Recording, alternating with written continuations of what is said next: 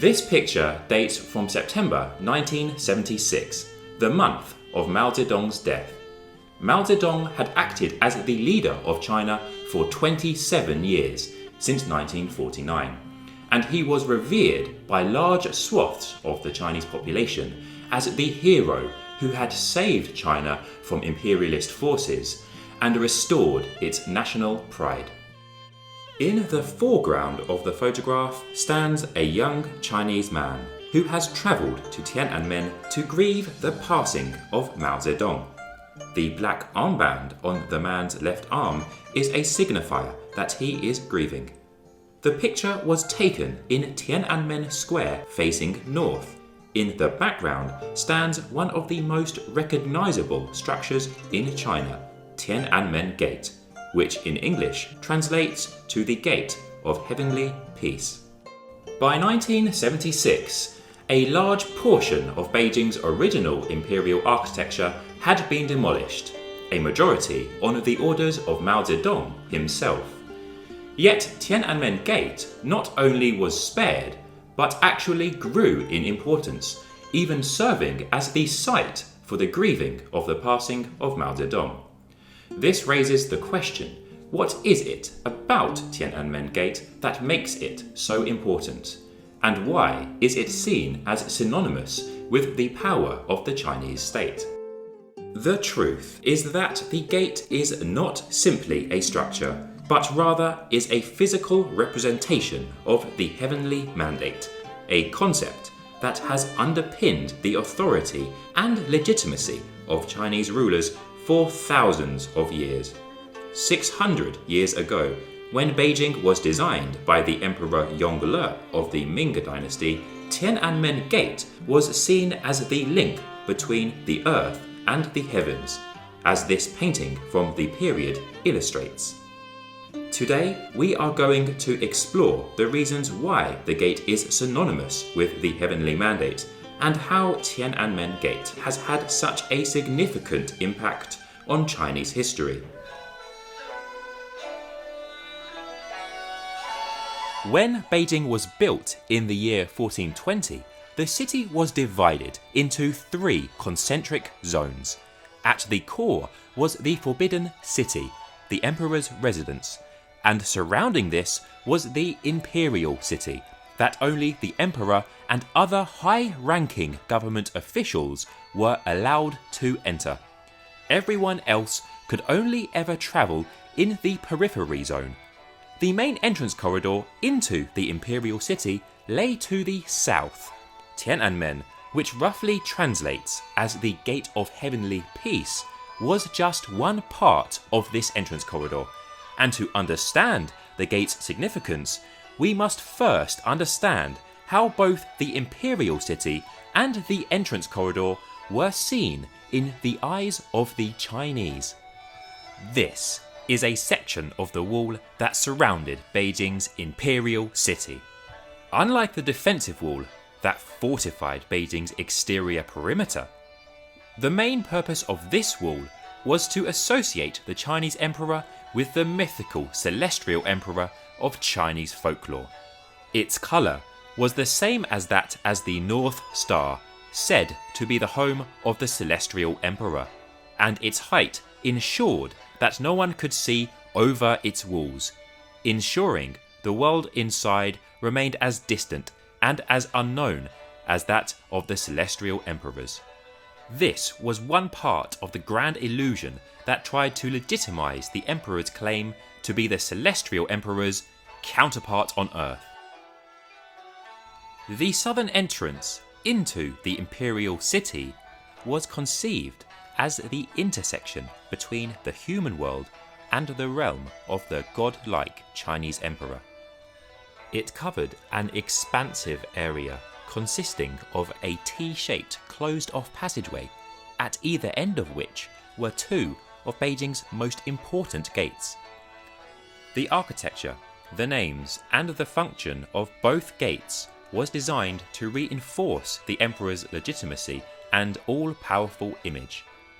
On the southern end was the Gate of China, whose name carried great symbolic significance. only the emperor could pass through the Gate of China, implying that China was his, and his alone to control.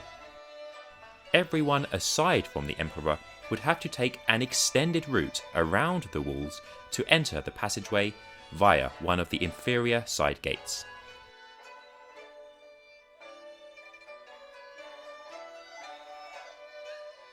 At the northern end was the Gate of Heavenly Peace, Tian'anmen in Chinese.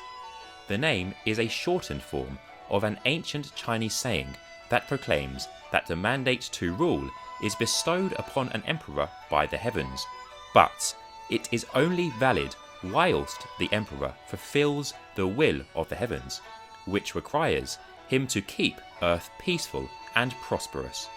Thus, the emperor is legitimate so long as he governs the empire well, and the name of the gate implied that the emperor had that mandate from the heavens. Hence, just like the walls of the imperial city, the main entrance inside was also intended to foster the illusion that the Chinese emperor was the celestial emperor's representative on earth, and therefore he had the undisputed right to rule over the nation. As a further signal to the Chinese people that the emperor was in total control of all of the levers of power, the ministries of culture and the military were placed on either side of the enclosed corridor that entered into the imperial city. Culture and the military were the two pillars of imperial Chinese civilization. They were the two forces that held the nation together. Thus, when the emperor entered or left the imperial city, he would be crossing straight through the middle of both of these ministries, a symbolic act that was to represent his ability to balance and control both of these forces. Through his command of both culture and the military, the emperor would be able to effectively manage the nation, and therefore fulfill the heavenly mandate. The concept of the heavenly mandate had underpinned the authority of Chinese dynasties for millennia, but it was a double-edged sword. If the empire's subjects believed that an emperor was neglecting their duties, then they had the right to overthrow them and install a new, more adept ruler. To prevent public dissatisfaction from developing into revolutionary violence, 2 marble posts were erected in front of the Gate of Heavenly Peace, where senior officials were able to post their criticisms and requests for change. These posts, known as Huabiao, were decorated with an array of auspicious animals and clouds, which signified that they had a special connection to the heavens. At the top of both posts sat the mythical Donglong, one of the 9 children of the Dragon King. This creature was said to have the ability to convey the people's mood directly with the heavens. In Imperial China, only the heavens had a higher authority than the emperor, and these posts were the sole channel through which the people were able to directly appeal to this higher authority. If the emperor did not listen to the concerns that were posted on the columns, then the heavens may deprive them of their mandate to rule. Yet, because dissent was seldom tolerated, few would ever actually dare to express their opinions here, and so the posts remained clear, unblemished by any criticisms of the dynasty. Therefore, in practice, these posts were not used as a means for the public to compel an emperor to change, but rather they simply served as another tool through which the emperor could show that he ruled unchallenged. Consequently, when corruption and incompetence had become rampant in the late Ming dynasty, dissatisfied citizens had to resort to violence to enact change. A peasant army rose up and captured Beijing in 1644, toppling the Ming dynasty and establishing the new Shun dynasty. Yet, perhaps because they had destroyed the Gate of Heavenly Peace during their assault on the Imperial city, the heavens seemed reluctant to give the heavenly mandate to the Shun, as less than 2 months later, Beijing was again invaded by the Manchu people, who founded the Qing dynasty. The Manchu people were not ethnically Chinese. They were foreign occupiers who originated from the lands to the northeast of China. They spoke a separate language, their customs were alien, and they physically looked different. To maintain power, they would need to prove that they were the legitimate rulers of China. Thus, the Qing rebuilt the Gate of Heavenly Peace exactly as it was before its destruction, to show that they had assumed the mantle of the new bearers of the heavenly mandate. Additionally, they worked to intertwine their culture and customs with those of the Chinese. This included forcing all the Chinese to adopt the traditional Manchu hairstyle, and also the making of the Manchu language an official language of China. Accordingly, the name panels above both gates were updated so that they displayed the gate names in both Chinese and the Manchu languages. They also gave the gates new names that emphasized the Qing's legitimacy. Notably, the Gate of China was renamed the Gate of the Great Qing, a change that implied that the new Qing dynasty was now synonymous with China itself. The early Qing period was relatively successful, but by the second half of the 19th century, a combination of devastating famines, government corruption, and an inability to prevent foreign exploitation of the country resulted in many beginning to question the Qing's heavenly mandate.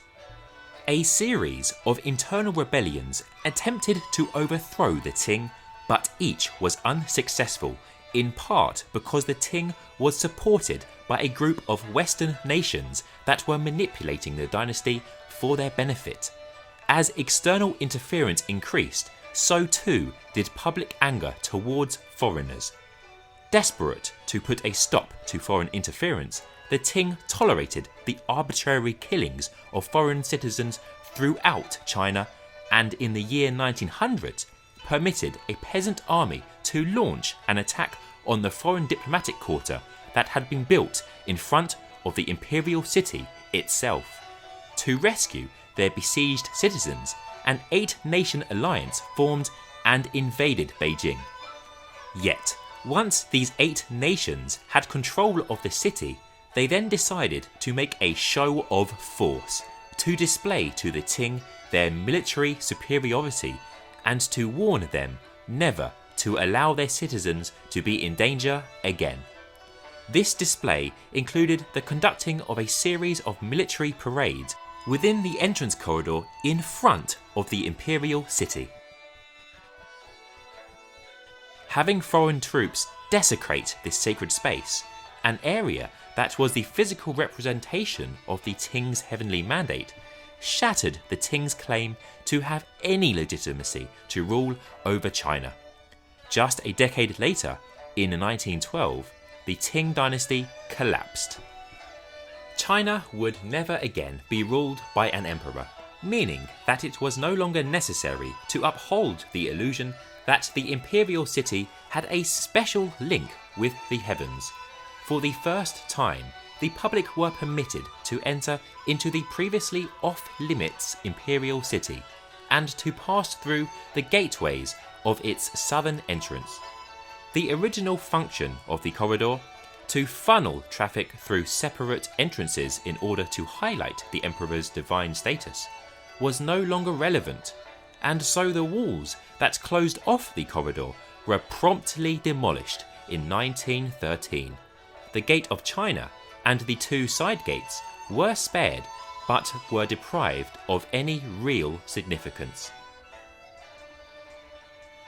At the same time that the other structures of the southern entrance were gradually fading from the public consciousness, the Gate of Heavenly Peace was becoming more relevant.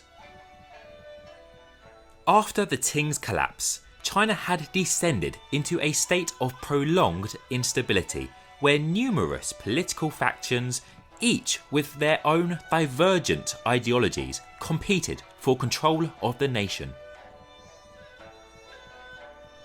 For a particular clique to gain recognition in the eyes of the people, they would need to prove that they had the heavenly mandate to rule, just as China's rulers had done for millennia. Thus, controlling the Gate of Heavenly Peace, which was the physical representation of the heavenly mandate, was a symbolic way of claiming legitimacy to rule over the Chinese people. But claiming the heavenly mandate was only one half of the social contract. The new rulers also had to govern in accordance with the mandate. If they failed to do so, then the Gate of Heavenly Peace was the site where citizens believed that they had the right to make appeals for change. And in contrast to the times of Imperial China, when dissent was punishable by death, in this new, more liberal China, the public felt emboldened to actually express their opinions at the gate. On May the 4th, 1919, a large crowd congregated in front of the Gate of Heavenly Peace to protest against the government's secret deal to transfer the old German colonies in China over to Japan in return for a large loan.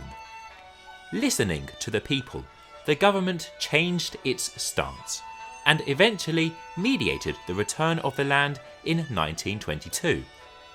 This protest spawned a larger movement that began advocating for the replacement of antiquated traditional Chinese Confucian values with more modern ones. Understanding the new will of the people, the next generation of Chinese leaders began calling for the transformation of Chinese culture. Japan continued their pursuit of Chinese land and in 1937 launched an invasion of China, occupying Beijing. The Japanese were eventually defeated in 1945, after which control of the city reverted to the nationalist government. Yet the Nationalist Party lacked control of the entire country, with support for the rival Communist Party strong in the countryside. A civil war between the Nationalists and the Communists soon broke out, and after several years of fierce combat, the Communists ultimately captured Beijing in 1949. Whilst the civil war was still raging elsewhere in the country, the Communists chose to interpret their capture of the historical capital as their triumph over the Nationalists. To celebrate the victory, the Communists conducted a military parade along the new road in front of the Gate of Heavenly Peace that had been built by the Japanese in 1940. Their chosen location for this military procession carried deep significance. The Gate of Heavenly Peace was the physical representation of the heavenly mandate, and their display of overwhelming force in front of the gate was intended to show the nationalists and the rest of the country that this mandate could never be taken away from them. The Communists also remodelled the space in front of the Gate of Heavenly Peace so that it could too help them reinforce their legitimacy. The Communists' popularity stemmed from their commitment to improve the lives of the vast majority of the Chinese people, and therefore, to maintain power, the Communists needed to prove that their policies were effective and were supported by the masses. To this end, they demolished the buildings that flanked the old entrance corridor so that they could build the largest public square in the world, where they would organise immense public rallies that praised the regime and its achievements. Yet, whilst the physical area had been fundamentally transformed, its core function remained unchanged. During the Ming and Qing dynasties, the public could in principle enter the square and post their criticisms of the emperor on the Huabiao Posts, but in practice they would never do so for fear of execution. This had the effect of making it appear as though the emperor's subjects were all satisfied with his rule, and therefore implied that they supported the emperor's reign. Under the new communist China, the space was likewise used by the government as a means to show that the people approved of their rule, only that instead of doing so by claiming an absence of criticism, the communists organised mass rallies where the people themselves would turn out to express their support of the government. By the end of the 20th century, the majority of Beijing's imperial architecture, which symbolised outdated notions such as the emperor's divine nature, was either demolished or stripped of its significance and consigned to history. In contrast, the Gate of Heavenly Peace, Tian'anmen, has retained its relevance because it represents the heavenly mandate, the social contract that still underpins the authority of China's rulers and is essential to control of the country. The next significant change to the layout of Tian'anmen Square came with the passing of Mao Zedong in September 1976. In November, a mere 2 months after Mao Zedong's death, construction began on a colossal mausoleum. The mausoleum was completed 18 months later in May 1977, and Mao's embalmed body was put on display inside the mausoleum for the Chinese public to see. The location of the mausoleum is noteworthy because it was situated in exactly the same spot where the Gate of China once stood. The positioning of Mao's mausoleum in such a central location suggested that Mao, or rather Mao's philosophy, was now inseparable from China itself. From then on, Mao's philosophy, alongside the heavenly mandate of Tian'anmen, served as the foundations for the new China.